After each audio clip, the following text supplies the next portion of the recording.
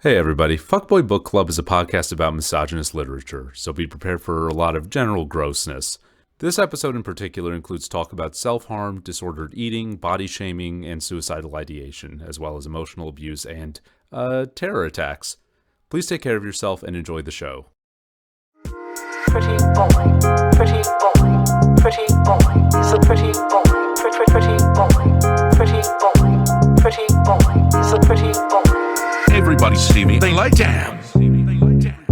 He's thick.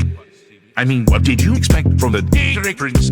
She up one pretty son. Welcome to Fuckboy Book Club, exploration of bad guys and the bad things they write. My name is Aaron. And I'm Devon. And we got producer Drew on the ones and twos. Devon, I'm going to ask you a question. What does the term fuckboy mean to you? Oh, God. Fuckboy is the kind of guy that would pretend to get deported instead of breaking up with you. Is that a true story? That is a true story. Or the kind of guy who would tell you he cheated on you because he was very sad about 9/11. Did that happen on the day of, or like... No, this was like 10 years after. Like the 10-year anniversary, or... I don't think so. I think it was just like the second week of September. Oh, Jesus Christ. Like I was in Palm Springs for a week and I got back. Oh my God. So, there was a weird moment starting in the, I want to say the mid-2000s that kind of like morphed to our present day. And it was a literary movement? Do we want to call it such? I would say it was more of like a cultural blip. Like, yes, a literary movement, but also like there was a moment in like comedy as well. Yeah. And cinema. Am I going to call it cinema? Sorry, like shitty frat movies. Right. Where it wasn't necessarily like, it wasn't like high-key sexist. And it was almost considered like subversive. This kind of like weird, shitty frat humor. Yeah. Yeah. What do we think was like the like granddaddy of this moment? Oh God. I think probably like the seminal author was probably Seminal. It probably would be like dudes like Tucker Max or like Neil Strauss. It like really hovered around like that weird like frat tire scene online, and like the pickup artist shit. And it was almost like a semi-ironic interpretation of like even the earlier like Animal House kind of like college film persona. Yeah, if that makes sense. Yeah, it was like, you know, there was the Van Wilder movie and shit like that. Yeah. And then it kind of slowly morphed into like, I don't know if you remember like Text from Last Night. I vaguely do.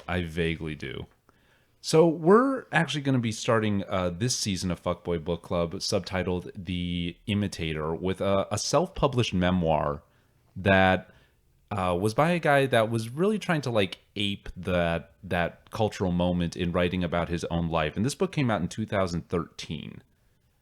That's right. Which is a little bit on the tail end. Yeah, which is on the tail end, which is like around the time that like that first wave was starting to like crest and morph into, you know, what came after. Yeah. I don't know what we would call what came after. I guess the incel revolution, or... Is that the logical conclusion of this? That's horrifying. Yeah. Yeah, I guess that would be, yeah. Yeah, all roads stream down to Elliot Rodger when you really get down to it. Yikes. all roads lead to Isla Vista. Sorry. So we're gonna be starting with a book called Man's Ruin. I'm holding the copy of it in my hands. Can you do the full title, Man's Ruin? Here we go. Man's Ruin, An Exaggerated Life. Italian chef kiss.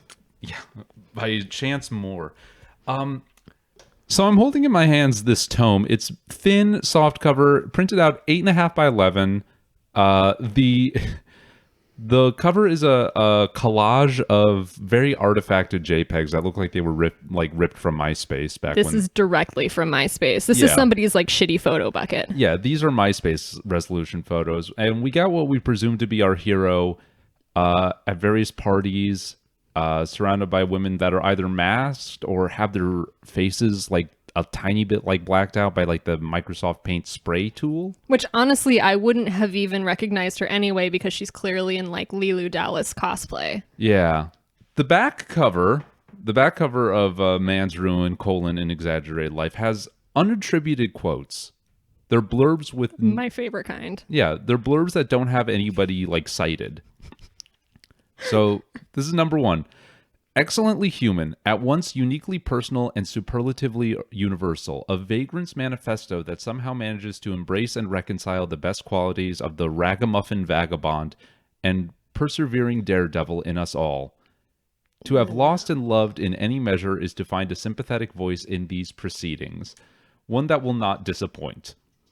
That sounds like somebody like fed all of Bukowski's poems to like an AI and then it just like tweeted that out.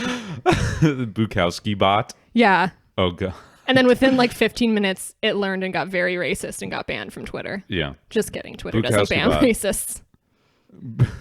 Bukowski bot. Sometimes you just want to fuck a cigarette. Please stop quoting my college diary at me. So, Devin, you have the Amazon product page pulled up. I do. I really do. Is there like a synopsis or like a product description on there? Oh God. All right. Are you ready? Did you both pee before this? Yeah. Okay. With an air of 50 Shades of Grey, and I hope they serve beer in hell, comma, Man's Ruin, semicolon, an Exaggerated Life chronicles the physical, emotional, sexual, and spiritual adventures of a debauched youth. Yikes. Bar brawls, arrests, radical exploits, drug use, a plethora of sexual partners, mind-altering lessons, world travel. The sentence is still going. Okay. Infidelity and multiple suicide attempts are all contained within little over 60,000 words. Little? You will laugh at the satire, you will cry at the pain, and you will see firsthand how a boy transformed from a chubby loser, it's supposed to say loser, it says looser, to an ultimate heartbroken seducer. Learn from the lessons and become a pickup artist, or take it as pure lampoonery. A must-read for those who have had their hearts broken. So there's that. So you can get almost anything out of this book. Yeah, it's like one of those like idiot's guide to blank. Yeah. Yeah. Idiot's Guide to being alive.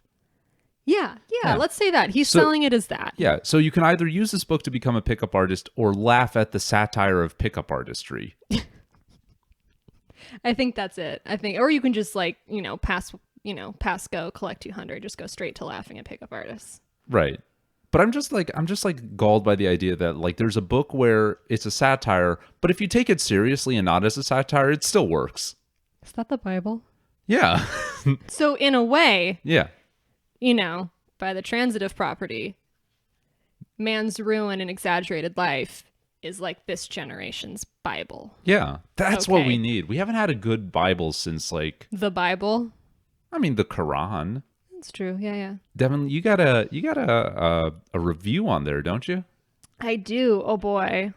It's called Chance, Read All of This. Okay. Chance, please read all of this. It's by someone named Fuglin. Fuglin. And it's 1 star. Oh. Chance, I knew you in high school at Deep Run. Everyone I know who knew you or heard of you thinks you're a total joke and laughs at how hilariously delusional you are. Okay. I don't agree with them. Okay. I think you can be a great actor or whatever you desire to be. However, your apparent obsession with fame and fortune as a means to an end as opposed to the result of a great acting career causes many to be turned off and turn against you. You might call these people haters. Chance, be confident but be humble. Talking about how you're going to make it to the top in a boisterous, arrogant way is not nearly as appealing as making it to the top and being humble about it. You, like all of us, are capable of great things. Just be yourself, be humble, and stay driven. I'm rooting for you. And 9 people found this helpful. I wonder if any of them were Chance. I don't think any of them were Chance. I gotta say, he's not really doing the whole compliment sandwich thing very well because it's like, Chance, please just read this. I knew you from high school. Everyone hates you and thinks you're awful. Do you remember that high school where everyone hated you? I know you from there. Yeah. People still hate you. They think you're a joke. But I don't agree with them. I feel like if you don't... I feel like there's a better way to pitch that to Chance. Yeah, But I also feel like the time to pitch that to Chance would have been before he wrote this. And I feel like you're just Right. kind of like doing damage control once it's out there. Right. You're like, this exists now. And then maybe we need to have a talk. Yeah, but if you were going to have this intervention, would you do it in the product reviews on Amazon? Honestly, maybe. Really? I don't feel like Chance is I don't know, maybe I could be wrong. I just read his memoir. But I don't feel like he's the type of person where like he would show up where like 7 people were in chairs and are like, Chance, we're all here because we love you. And he'd be like, yeah, I'm willing to listen. I can open my heart. Well, then let's dive into Oh, God, please. Man's Ruin, An Exaggerated Life. We should have had a drum roll there. This book is dedicated to women around the world. No, I don't want this. You're my motivation to get out of bed in the morning. Please stay there. Just imagine, like, I'm just imagining Chance, like, waking up at noon, just, like, sunlight, like, creeping through his Venetian blinds, and he's just like, the hell I can't stay in bed all day. There's no women in here. I gotta go where the women are. Out of bed. Some of the stories have been exaggerated. The names have all been changed to protect identities. I have created characters based on real-life situations. The timeline has been altered. Any and all resemblances to real people are purely coincidental. So is he trying to say this is all bullshit or not? I changed the names of all people, but also there are no people, and you're so vain you probably think this memoir is about you. So, preface. Oh, God. Or preface, whatever you Life is sex. Over my quarter century of experiences... So old. Yeah, he is wizened as fuck.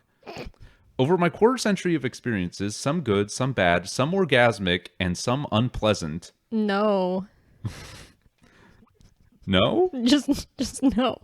No, thank you. I've learned that life really is just one giant horizontal mambo. Are you okay? I get that he's like trying to be like really gritty and like use these like euphemisms for sex, but he uses the most like mom euphemism. It's like calling weed wacky tobacco or like the devil's lettuce.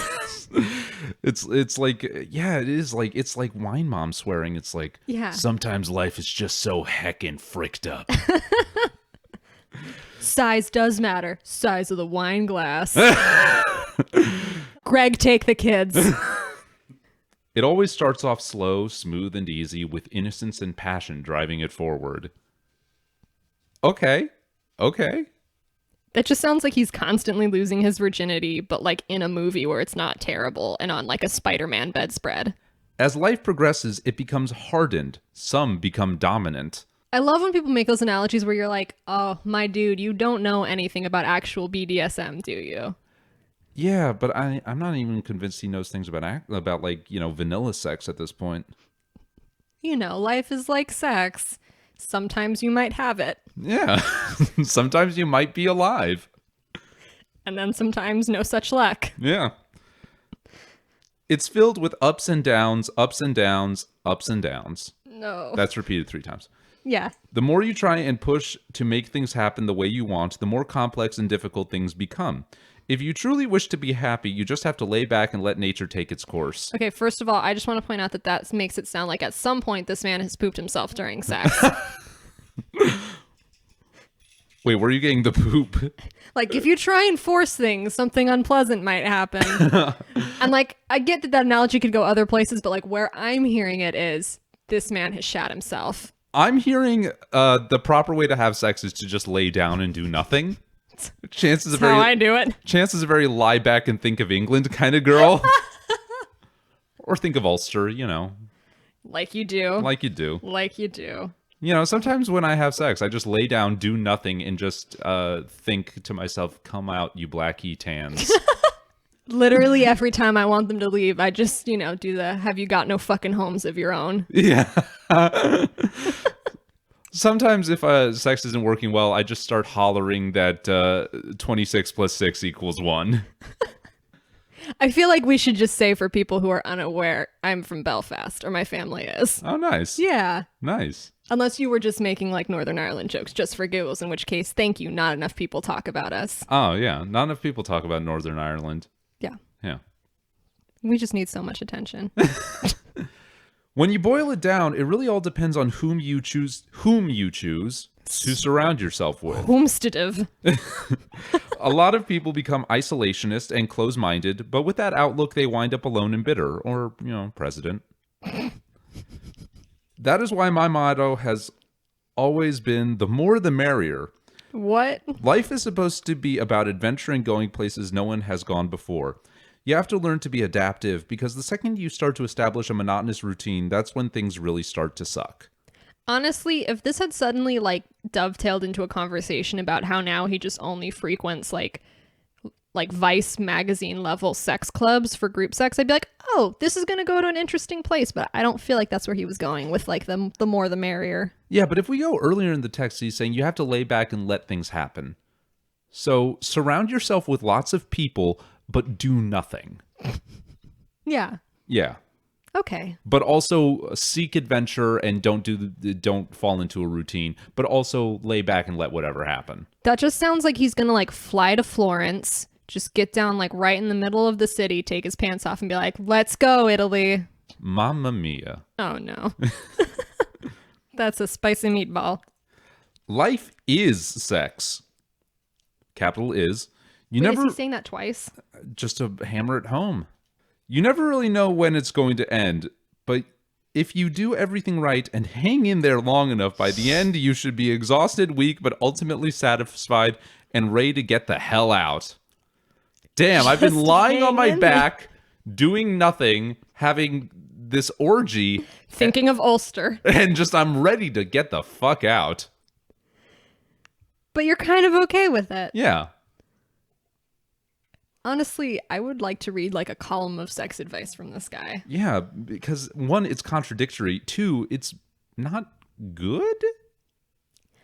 I feel like this is written from the perspective of someone who's never had sex, but I would argue that the book is evidence, if we are to take him at his word, that someone has touched his ding dong. This is my hypothesis. It is possible to have had sex but still be a virgin. I get that. To ontologically be a virgin even though you have fucked. Yeah. So in this case, would this be your case study? Yeah, this is my case study. This is my premise. And by the end of this book, we're going to see if Chance actually loses his virginity while he's doing all this fucking where he's lying down amongst dozens of people and doing Holding nothing. on tight. Holding on tight. Not forcing. Not forcing anything. Okay. This is the preface alone.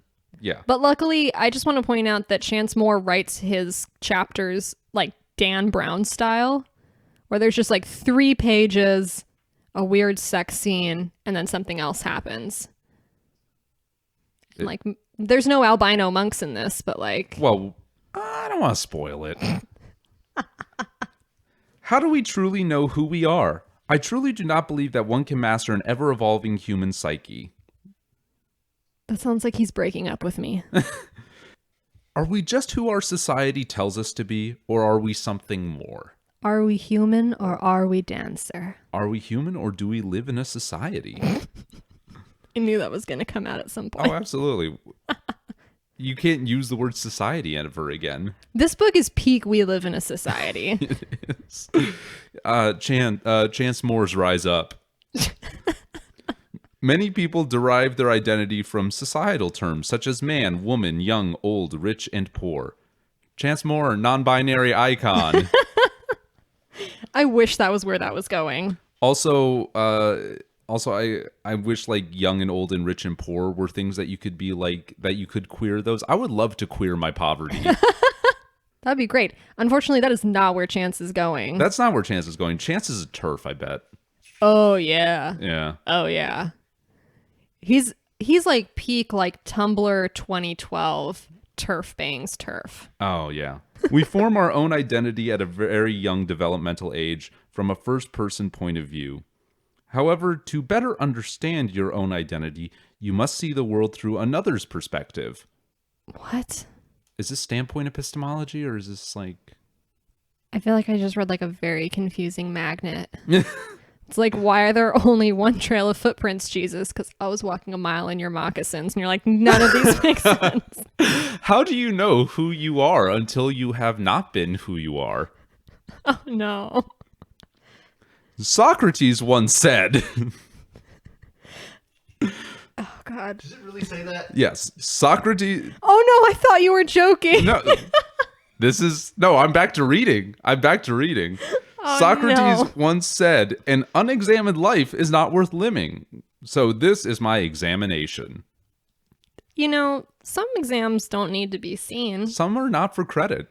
This is my perspective.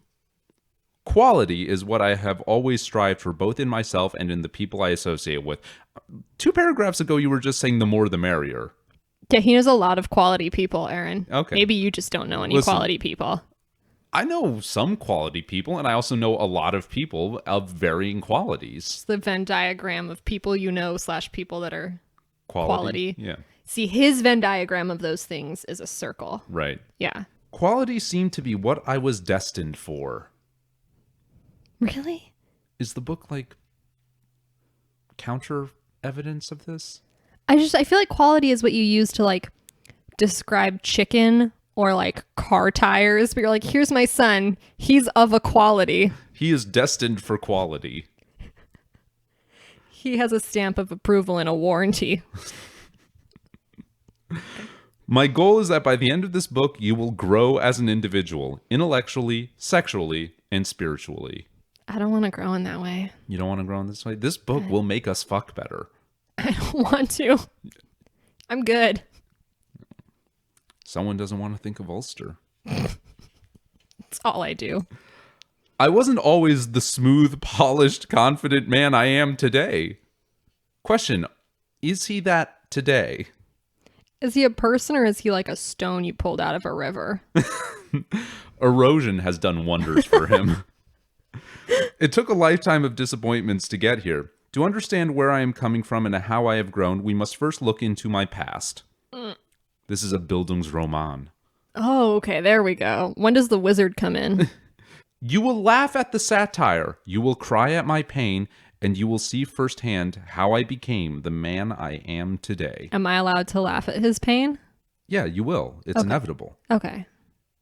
Or no, you will laugh at the satire, you will cry at the pain. No, but I want to laugh at the pain. You can laugh at the satire of the pain. God, fine. If you are a woman, there will be times when you will want to punch me in the face or kick me in the groin. If you are a man, there will be times when you will want to give me a high five or worship at my feet. I'm sorry. I didn't see that coming. Do not repeat my actions. Learn from my mistakes. Don't do these cool things I did. So are you listening? Yeah, I'm not going to repeat any of this. Okay. I have been to hell. It is a very real place. I guess this is where the spiritual thing comes in. Did he go to Phoenix, Arizona? Scottsdale, I'm betting. Okay. Makes sense. It is a place in our minds and hearts that is caused by a withdrawal from a severe addiction. So Scottsdale, you were right. Yeah. You were right. Oh, and now we're getting some like a million tiny pieces in this. Yeah, that's what I would compare this to. I am addicted to the feeling of being in love. I am addicted to women and how they make me feel. When they hurt me emotionally, I hurt them back with immature words and actions. Okay, weird flex. Sometimes I love women. They're the best. But when they hurt me, I sometimes just go beast mode. I love those big, dumb, mean bitches. I love women. They make me so mad. They're so great. Just sounds like texts I get from my friend when she comes back from dates. She's like, I love this girl so much, I want her to choke me. She's like, not in a sex way. She's just so beautiful. I'm going to die. This is just lesbian Twitter. Oh my God, this book is lesbian Twitter. Oh, I can't wait until he starts posting selfies of him feeling cute in a dress and knee-high Doc Martens. Please stop exposing me like this. Even though I have had my heart ripped out multiple times, I still believe I have had a very blessed life. I am lucky I am still alive. Congrats, dude. Aren't we all? I do not condone my old behavior, but I do think that it should be in a book. That he didn't say that bit. I was a very spoiled punk. I have learned that every action you take, no matter how big or how small, impacts the rest of your life. This is my rise and fall from grace. This is man's True ruin. detective. From the dusty mason, time is a man's ruin is a flat circle. Oh, upsetting. I never stopped thinking about when I got picked on in high school. Cigarette puff. Part 1. A Debauched Youth. Chapter 1. Genesis. In the beginning, there was a virgin. So, Chancemore begins every chapter about himself in this book about himself with a poem about himself by himself, credited to himself. So this is what's this takes up the first 45%, the top 45% of this page. Part 1, A Debauched Youth. Chapter 1, Genesis. And then italicized. Erasing the past by pursuing the present, leaving behind all unwelcome memories, closing the dark, unwanted doorways of lust, opening my soul to love. Again I strive for perfection. Again I must toil through the herd of lost lips to find my mismatched mate, hopelessly hoping in this twisted fate. Chancemore. Button poetry. It's beautiful. I was snapping there like Yeah, I know. Thank you. Thank you. It was good. It was like a poetry slam. Yes. You're welcome. That's a lot. That's a lot to unpack. Yeah. It's like a Beto O'Rourke stump speech where it's like a lot of words that are very impactful but don't really mean anything. Or like a freshman year like government paper where you're just like, fuck, I need to make it to like 1,200 words. Webster's defines the past as. All right. Are you ready? Oh God, I am absolutely not, but go nuts. Drew, you strapped in? Fat Chance is what they called me. That's a pretty good nickname. That'd be a good like DJ name if it wasn't internalized. DJ Fat Chance. Bwah, bwah, bwah, bwah. Another one. During my first couple of years in high school, I was depressed, suicidal, and 100 pounds overweight. That's everyone in high school. My face was covered in pimples, my hair was greasy, and even though I was on the football and wrestling teams, no one respected me. They had no reason to, because I didn't respect myself. I was picked on relentlessly. There's a fat chance any girl will ever like you. There's a fat chance you will ever get laid. There's a fat chance anyone will ever love you. So high school. Ironically, the guy who picked on me the most, let's call him Mac, weighed nearly 300 pounds. He was an ogre football player with a terrible attitude. He had an alpha mentality. What do you want to bet that Mac is actually just like Cam, which was like short for Cameron? Oh, like he flipped the name? Yeah. I don't know. Listen, I'm not good at this Dan Brown shit. I can't do these puzzles. He had an alpha mentality. He hung out with a little weasel of a man named East. Yeah, I don't know where he got East from. A scrawny, drugged-out musician. Heads turned when they walked in the room. Their $1 million trust funds and absent parents gave them an I-don't-give-a-fuck attitude. The second they locked you in their radar, your social life was doomed. Okay. Wait, so like, how did these guys have the clout to ruin everyone's social life? Aside from being rich. Yeah, aside from being like the rich kids, like, and one is like an asshole and the other one's a burnout. How did they... And assuming this is pre-social media because he wrote the book in like 2013. When he was 25. Yeah. So high school would have been like mid-2000s. So MySpace was around. Aside from like giving him a mean nickname. Yeah. Whenever they called me out, my heart raced. My skin turned clammy. Arms spaghetti. Sorry. I cried myself to sleep every night. I had cold sweats. I wanted to end it all. I felt like the only way to escape was to leave this plane of pure torture, this agonizing realm of fear and pain. I feel like I should take a moment to be like, yes, bullying is very bad. But Yes. what also is bad is this writing. And that's why we're laughing at it. Right. We're not laughing at the bullying. Fuck those kids. No. Yeah. But also, this is very bad. Yeah. Okay. Their relentless teasing caused me to tie a plastic bag around my head. Right when I was on the brink of passing out and dying, my sister knocked on the door. I ripped it off and saw it as a sign. I was too much of a coward to even kill myself. Okay. I want to be sympathetic. Yeah. And I want to treat this gingerly as someone who, lives with major depression and has had, very strong bouts of suicidal ideation in my life. Yeah, maybe just like disclaimer, same. Yeah. But this did not happen. This reads very much as like, and if it did happen, very much like Degrassi kind of doing it where you're like, I'm gonna end it all, and everyone's like downstairs watching TV. Yeah. Yeah. This does feel like a high schooler's conception of suicidality where it's like, I'll show them. Or like, well, I don't, did you do theater in high school? I was in an improv troupe in high school. So we did like theater, and there was always like a year where you would have to write your own monologue, and there was always, without fail, one girl who like come in and like she has like an older boyfriend in Venice or some shit. I grew up in LA also. I feel like I should say this. Right. And like her mom's like semi-famous, and she's like, here's my monologue. And it's like about her describing all of the aspirins that she's going to take and die. And you're like, cool. And she's like, it came from a very real place.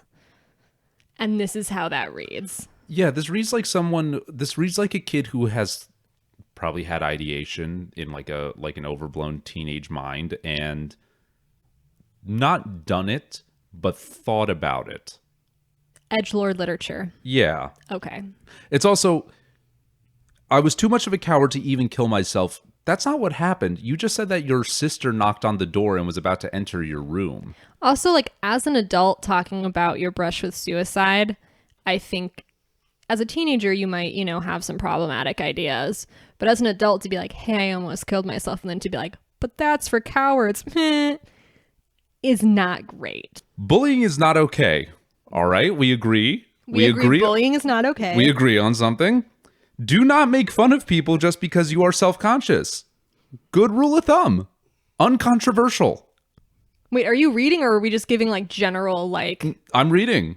Oh, I was agreeing with you. I thought you were like, oh, are we doing a disclaimer? Yeah. Oh, no, this is literature. Yeah, this is the literature. Okay. Bullying is not okay. Do not make fun of people just because you are self-conscious. Those are Chance's words. Mm-hmm. And we found something we agree upon. Though if I actually stopped making fun of people because I'm self-conscious, I wouldn't have anything for Twitter anymore. Yeah, like this is how you generate content. Yeah. Yeah. It's 100% all of my content. Yeah, it's pain and malice. Yes. Disguised as humor. Yeah. That's how I cope. Yeah. If I had known back then what I know now, I wouldn't have cared about what they thought. Growth. Cool. Mm-hmm. Unfortunately, I craved attention and fame even at an early age. Not so much growth. I don't think that's changed. I like how he like just owns it though. He's not like, I really wanted to be an actor. He's like, no, I wanted to be famous. Yeah.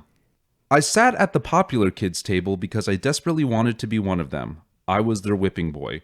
I cleaned up their trays, dressed like them, and laughed it off when they made fun of me. I wasn't popular. I was a leech, a peasant begging for crumbs of attention.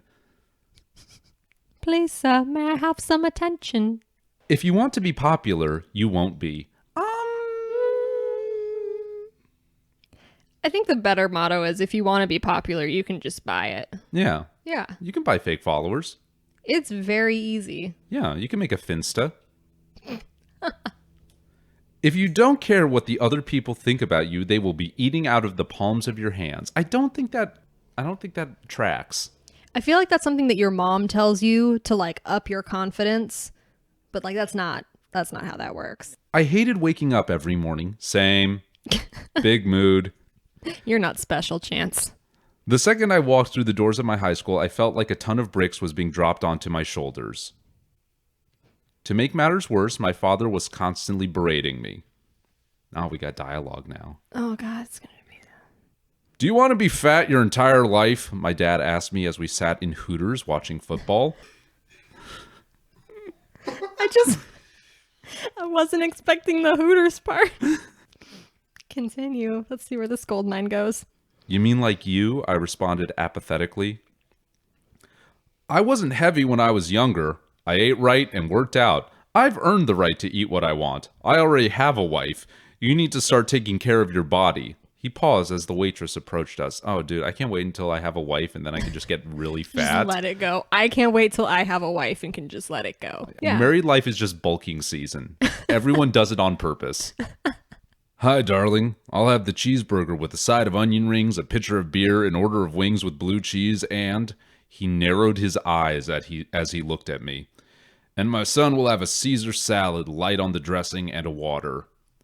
Here's the thing. If you are taking your kid to encourage them to lose weight, which one is a shitty thing to do. It's like, that's just shitty parenting. Yeah. You can, like, if you really want to abuse your son by forcing him to eat something healthy, there are restaurants where you can do that. A Caesar salad is probably the healthiest thing on the Hooters menu because it has lettuce. Next to, like, the celery sticks that come with the wings. They do that at Hooters, right? Yeah.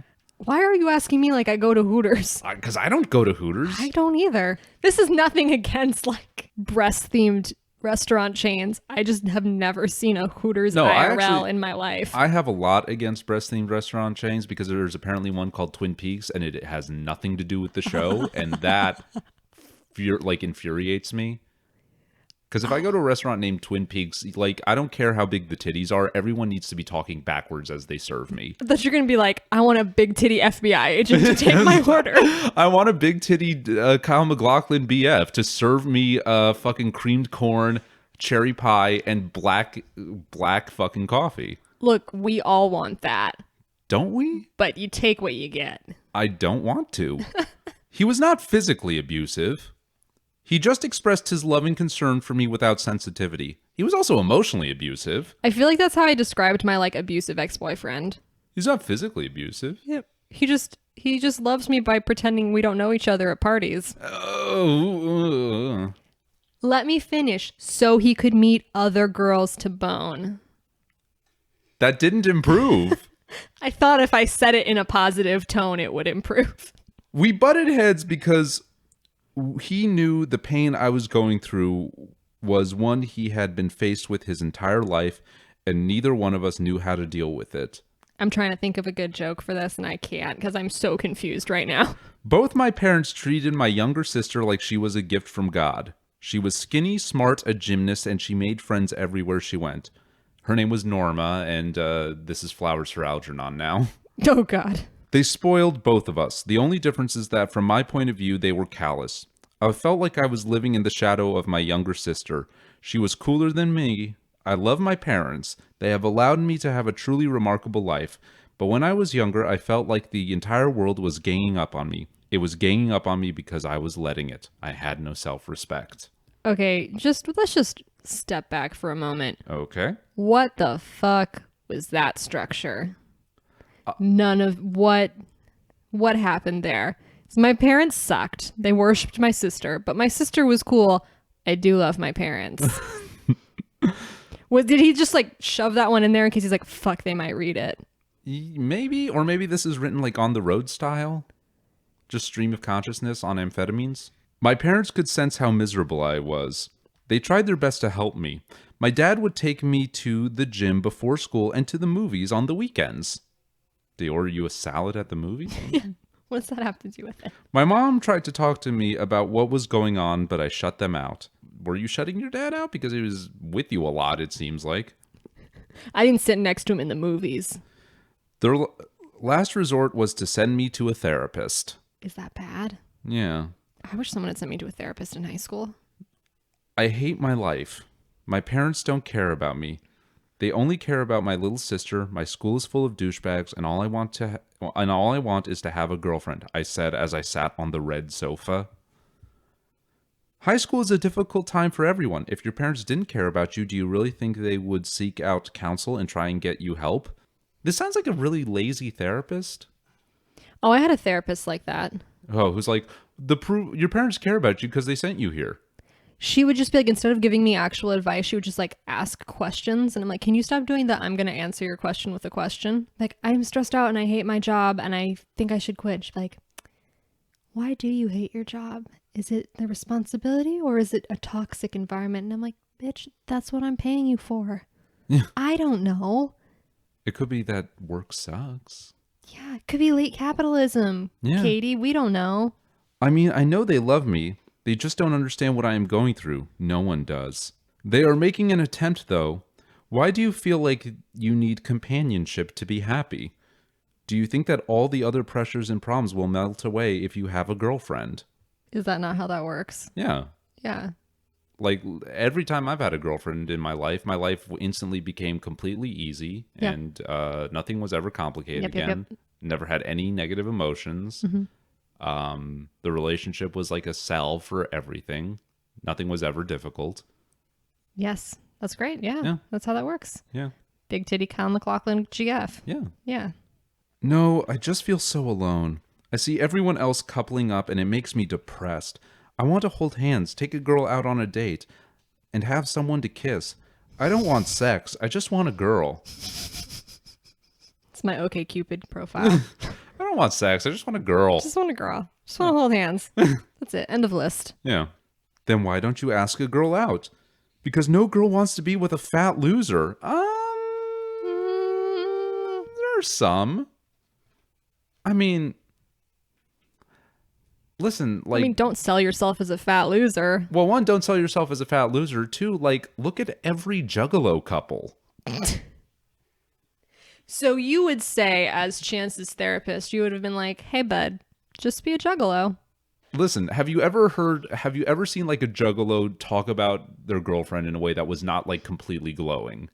That's true. Yeah. That's true. They're Yeah. extreme. They have like the most pure love of all people. It is. It is. Yeah. Yeah. You are only a loser if you believe you are one. If you carry yourself with confidence, people will look past your exterior. You can break out of the shell of self-doubt. You can do anything you set your mind to. This is a bad therapist. Start standing up for yourself because you are the only one who can. I want you to do a little exercise. When you get home tonight, write down everything you want to happen on one piece of paper, and on another piece of paper, write down everything that is holding you back. Then tape the first piece of paper somewhere you will see it every day and rip the second piece to shreds. This is like very bad law of attraction therapy. Yeah. Just tell the universe you want a girlfriend.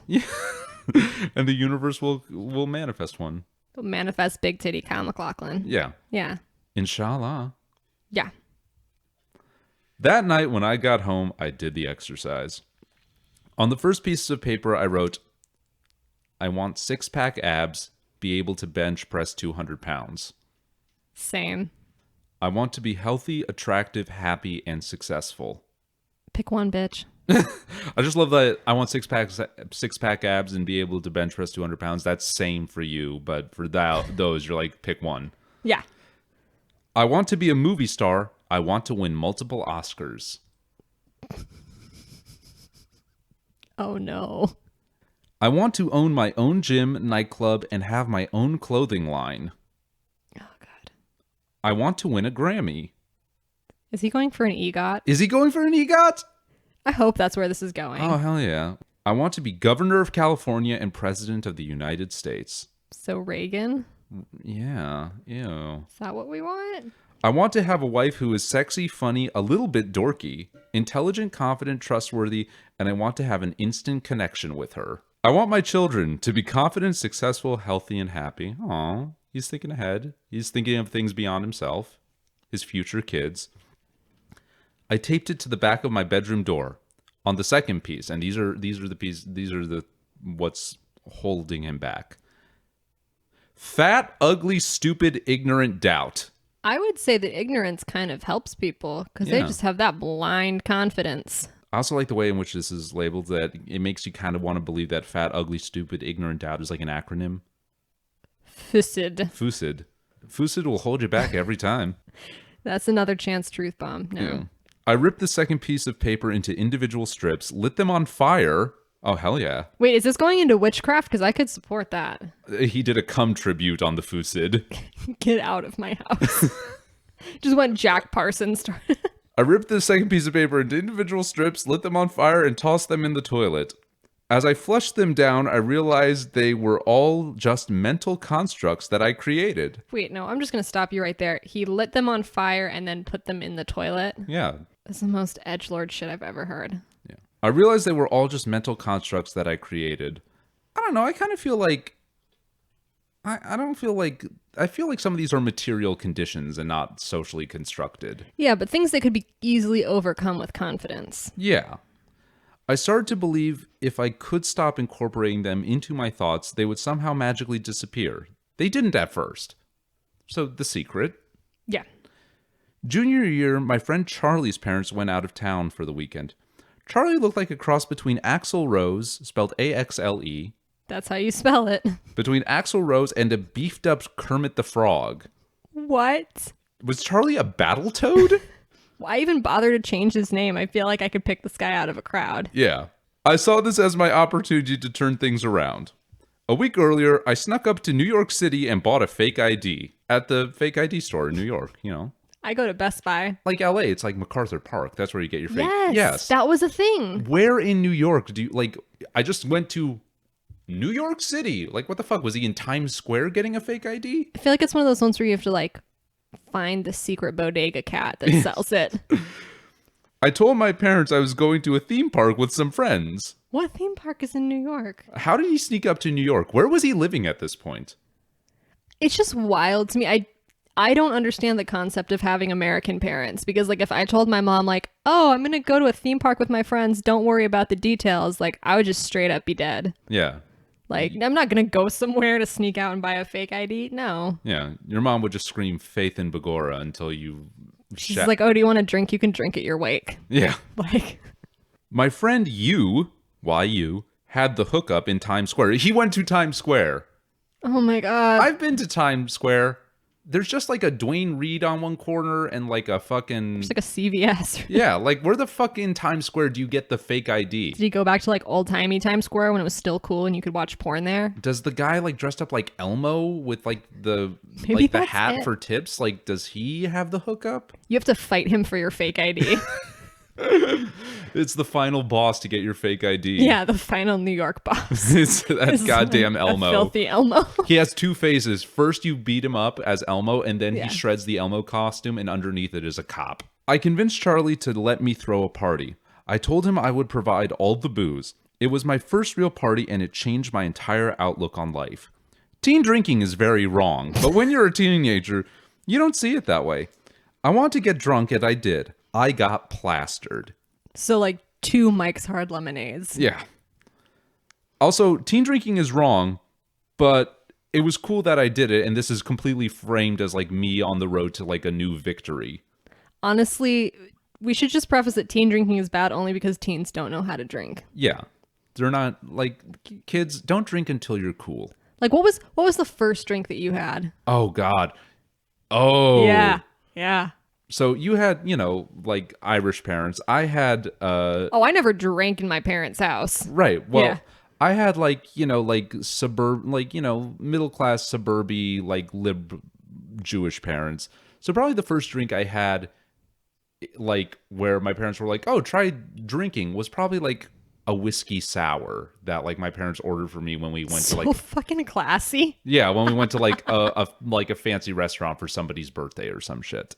But my first drink as a kid at a kid party where we're drinking was juice. Wait.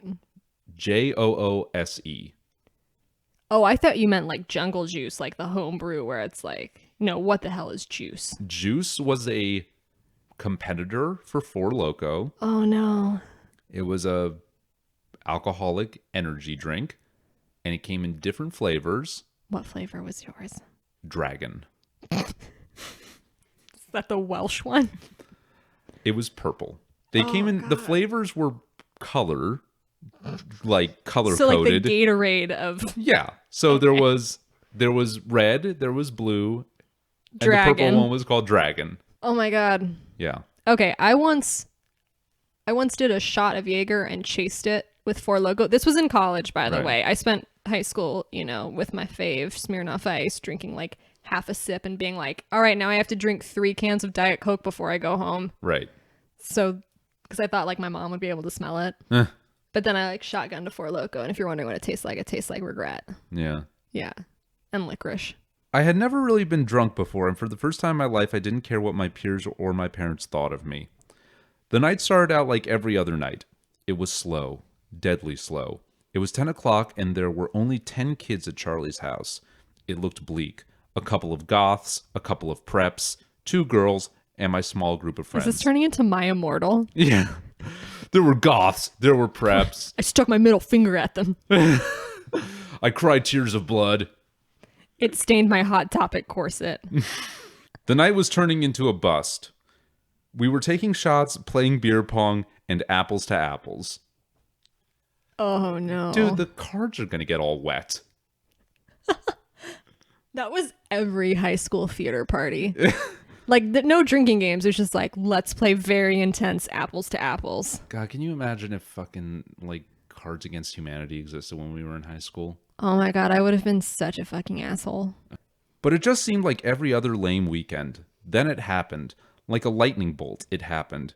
One after another, groups started showing up. The girls' soccer team, the cheerleaders, the theater dorks, the potheads, the wiggers. Oh god, Chance. No, that's not acceptable. Why is that word back? I don't think, it was 2013. I was gonna be like, this was written way back when, but like, no. I don't think anyone used that word post-Obama. I feel like that word was used in like 5th grade, semi-ironically. Yeah. By like that one edgelord kid you knew whose like parents were never home. Yeah. And you're like, cool beans, JD, why don't you just keep running this school radio channel? He always had a name like that. Yes. The two initial name. Yeah. The JV football team, the Asians, the band No. kids. The only 2 black kids in the school. Oh. Okay. Well, that explains some of it. The girls that screwed everything that moved. And finally, the group I yearned to be a part of. I just love Just the descriptions here explain to me kind of where this book is going. Yeah. The 2 black kids, the Asians. Oh, Chance. Yeah. This explains a lot. Yeah. What the fuck? Was this a suburb out, like outside of Richmond, Virginia? Oh, God, maybe. Oh, my God, maybe he's a Nova douche. Oh. Yeah. Thank you, Charlie slurred around midnight. You're welcome, I slurred back. Oh, they're polite. I was riding high just as I was beginning to feel like a normal, accepted part of the high school social scene. Mac and East showed up.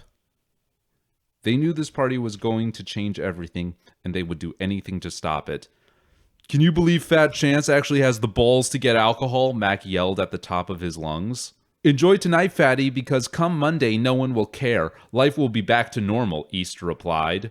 There's a lot happening there that I don't think actually happened. These sentences were not said. I don't think anybody's ever said those sentences. Yeah. This is sub-Degrassi dialogue. Oh my god. I was drunk. Really drunk. I didn't care about anything or anyone and was not going to let them ruin my one chance at being popular. Chance. There's a really weirdly mercenary calculus going on here where it's like, oh, I'll have this one party with alcohol and then I will become popular.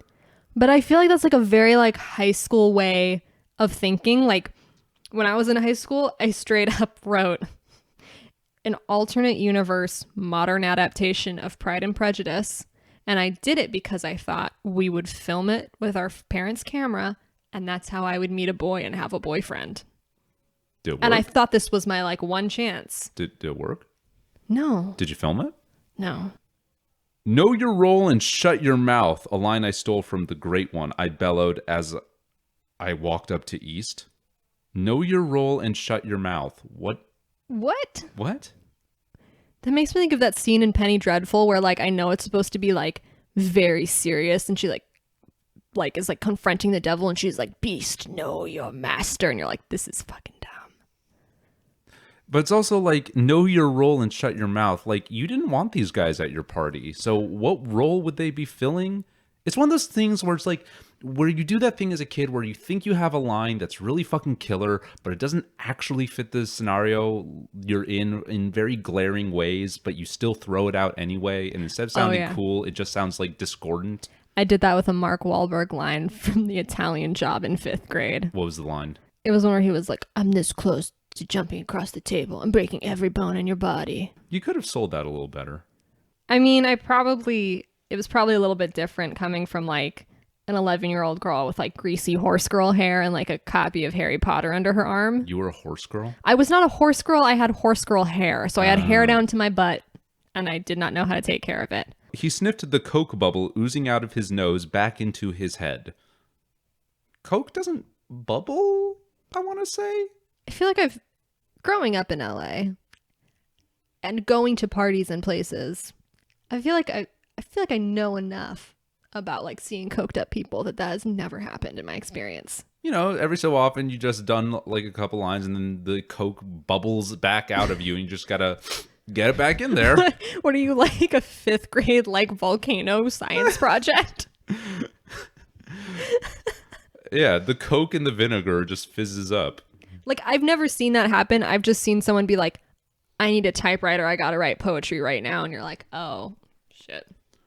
What are you going to do about it if I don't? East stared at me with vicious intent behind his bloodshot eyes. See, I'm imagining like a cross between Roger Klotz and Kiefer Sutherland in Lost Boys. Oh my God. I was thinking more of like a very like mean Jay from Jay and Silent Bob. Oh God. Like that's where I was going. Can we just track this conversation, this exchange? Yes, a little okay, bit? right. Enjoy tonight, fatty, because come Monday, no one will care. Life will be back to normal. Know your role and shut your mouth. What are you going to do about it if I don't? I like that he didn't question that didn't make any fucking sense. He was like, yeah, what of it? Like, what of it? Yeah. Like, these lines do not talk to each other. They're- Granted, one of these people is coked up, apparently. Allegedly. Allegedly. I didn't think. I couldn't. I was too pissed off. And before I knew it, my fist was heading straight for his face. Ooh, readers, let's see if it connects. Oh, snap. 5 seconds later, he was on the ground. 5 seconds? That's a slow punch. 10 seconds later, so was I. Mac punched me straight in the mouth. My tooth went through my lip, but it was amazing. I had been in a real fight. What do you want to bet that this fight did not happen like this and it was just like 3 like semi-unattractive high school boys just like Shoving each other? Yeah. Yeah. Hold me back, bro.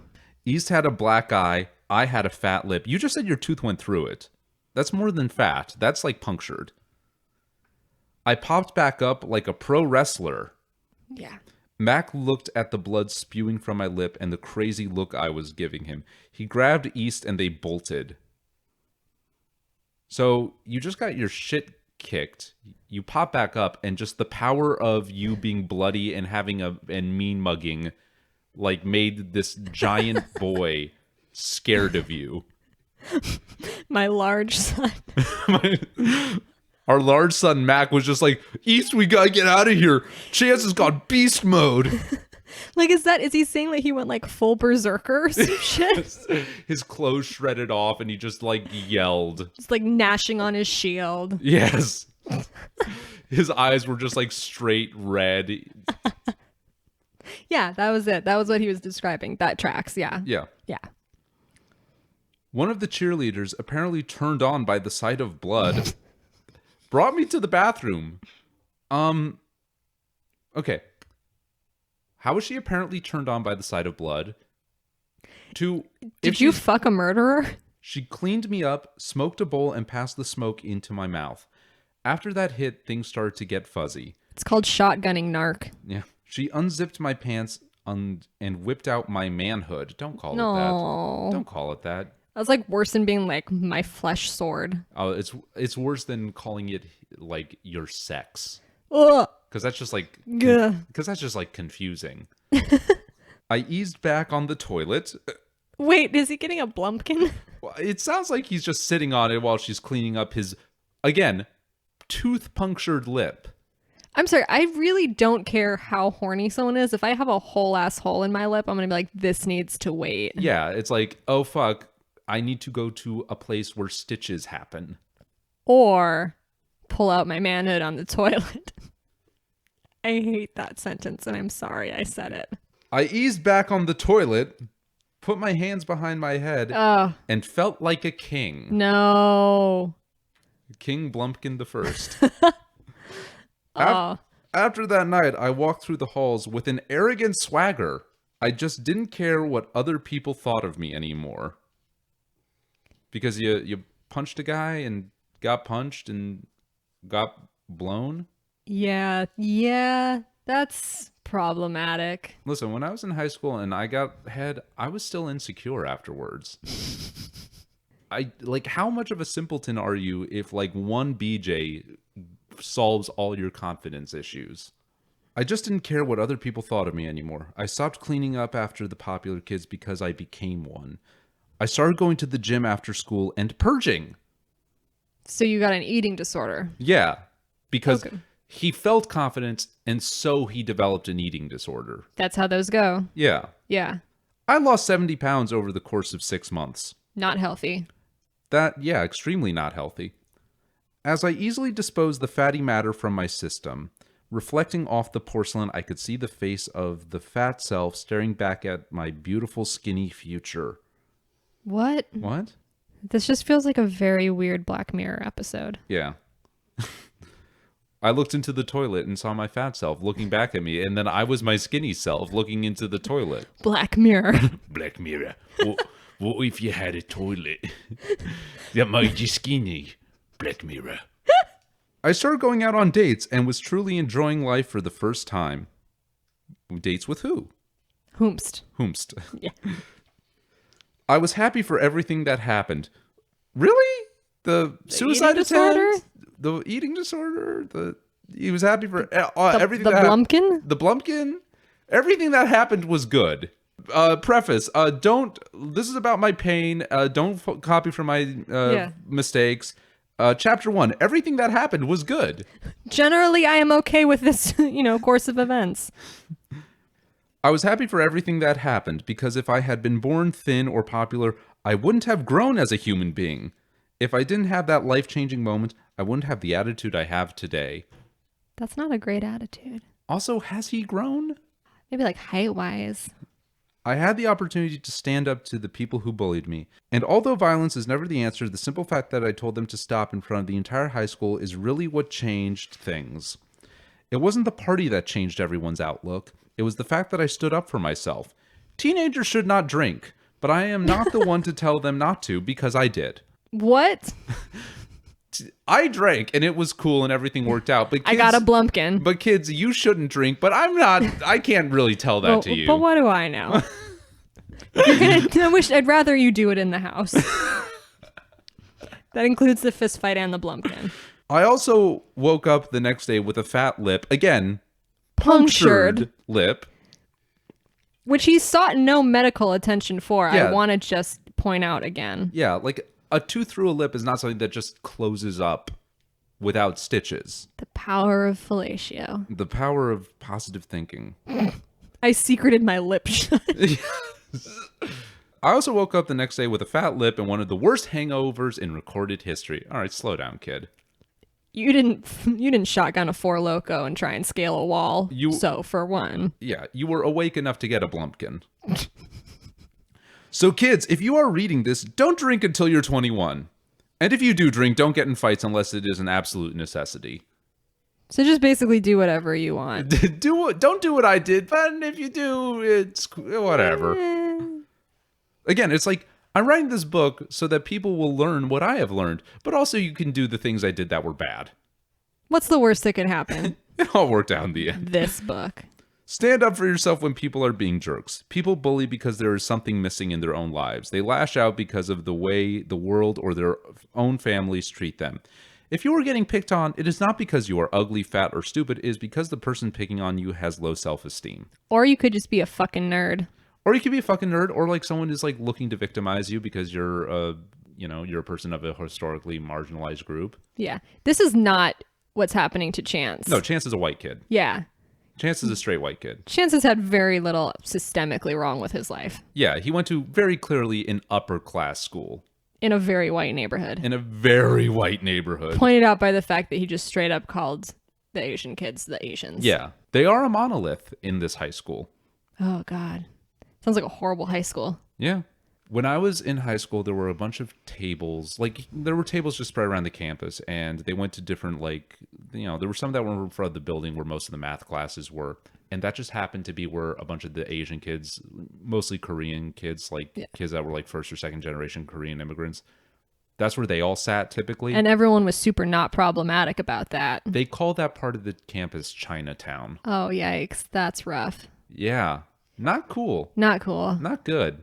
I don't know what the hell happened, but there was like a weird cresting moment where every kid in my high school was like, oh yeah, we like to use 4chan jokes and we like to say racial slurs, quote unquote, ironically, but we all are we're all super excited to vote for Obama, those of us that are turning 18, and we all are really pissed off about Prop 8. Yeah. No, and I mean... High school kids are very like politically incoherent. Oh, yeah. I mean, I think they're probably better now. I mean, I hope they would be. Yeah. But like... They're all gay. Yeah. Thank God. Thank God. No, there was definitely like a moment. I graduated 2009 where like... I think it's also like we had Avenue Q, which I don't know if you remember, like one of the songs was Everyone's a Little Bit Racist. Yeah. And like just like a lot of shit where you were like, you very much considered yourself like what you thought was like non-problematic. On the and, right like, side of yeah, things. on the right side of things. Like I wouldn't even like use any like names or like labels because like we didn't fucking know. But like we're definitely not like the bad guys. Yeah. But we definitely like parodied all those shitty jokes. Yeah. And I just like that's the kind of the same bubble that like this book exists in where like I don't think that Chance sees himself as a bad person. Like I don't think he thinks that anything that he's writing is like problematic. Yeah. Though if he wrote it now, he would be like eviscerated. Probably. This probably hadn't aged well when it was written in 2013. But it probably would have flown under the it did fly under the radar. Yeah. Life is a miracle. I thought it was sex. Sex is a miracle by the transitive property. If you can get it. Yeah. But just lie back and just let it happen. Don't go forcing things. Every second of every day should be viewed as such. Shift your negative attitude to one of joy, and you will be surprised how many positive opportunities present themselves. Thank you, Tony Robbins. A great warehouse of confidence lives within each of us. A warehouse. A shipping container of confidence is within my heart. All you have to do is simply tap into it. Just, dig a well into the warehouse. Just use your... There's a whole warehouse of confidence under there. No one can get into it except for me. Listen, my boy. Here's a map. Ladies and gentlemen, I've traveled over half this party to be here tonight. The world is not ganging up on you. You are the only one who is ganging up on you. You had 2 bullies who you named. Also, it is wildly ballsy to be like, the world's not ganging up on you if you are someone who's from a historically like marginalized group where yes, the world is absolutely 100% ganging up on you. Yeah, just imagine Caliban in the witch times where a woman is being burned at the stake because she was a midwife. Yeah. And someone just being like, you're being such a professional victim right now. You did this to yourself because you weren't confident enough in your abilities. You beat out 9 million other sperm. You have already accomplished a great feat. Oh, no. You must realize you weren't born a germ. You fought to become an intelligent being. And this is a sentence. Okay. Just be happy. Oh my God, that cured my depression. You Thank guys. God, hell yeah. Oh my God. Fuck this Lexapro. Lamictal who? Just be happy. God, what kind of quack physician have I been going to? Yeah. That is chapter 1. That is chapter 1. That is chapter 1 of Man. That's the preface in chapter 1 of Man's Ruin and Exaggerated Life here on Fuckboy Book Club. Devon. Yes. Closing thoughts. Oh boy, where to begin? Blumpkins are apparently a real thing. I'm concerned about Chance. I think he's okay. He's just being happy. I mean, he's still like middle class white boy where he could honestly, even after this, just continue to fail upwards. Yeah. Yeah. As evidenced by the fact that we're talking about him. I feel like failing upwards is probably like what he's aiming for. Yeah. Like if he can just do enough. Just fail as high upwards as he can. So what's the lesson that we learned from this chapter? Bullying is wrong, but it's your fault. Because you're not confident Because you're enough. not confident. Yes. Don't drink. Don't drink, but drinking is cool.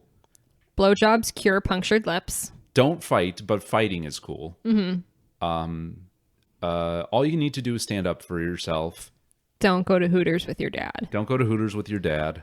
Here's the thing. The girl that blew him when he had the busted lip. who was she? Did she know him? Did he know her? Where does this come from? I want to say that was absolutely like a teenage fantasy moment where he was like, and then I'm going to punch this guy, and then a random cheerleader's going to be like, oh, so horny, and take me into the bathroom. Because, like, where does every, like, high school movie hookup happen? The bathroom. And suck my dick. Well, yeah, because it's the bathroom. You can lock the door. Yeah. Yeah. But it's, like, very much like I can see it in a teenage mind as being, like, a cinematic experience. Yeah. How much of this do we believe actually happened? I believe that he was bullied because you don't write a whole book about how much you fuck if you don't have something to prove to someone. Right. Yeah. Do you think Mack and East read the book? Do you think Mack and East wrote the intervention review? I think Mac and East probably own a car dealership and don't think about him. Yeah.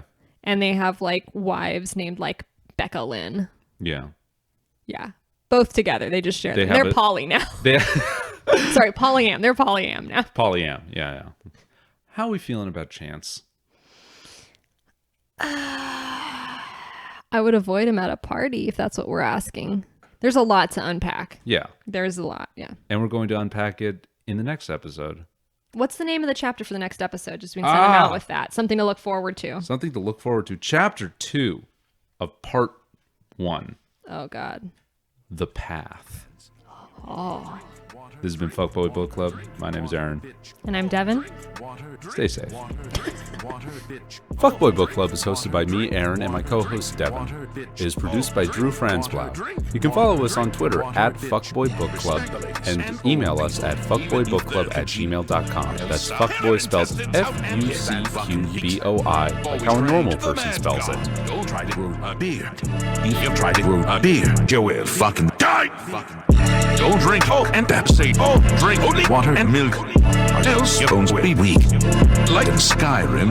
Oh, I got the juice. I got the juice. You must only drink water. Oh, water is health is fucking bitch. You better drink water. Drink water. Drink water. Drink water, bitch. Oh, drink water. Drink water. Drink water, bitch. Oh, drink water. Drink water. Drink water, bitch. Oh, drink water. Drink water. Drink water, bitch.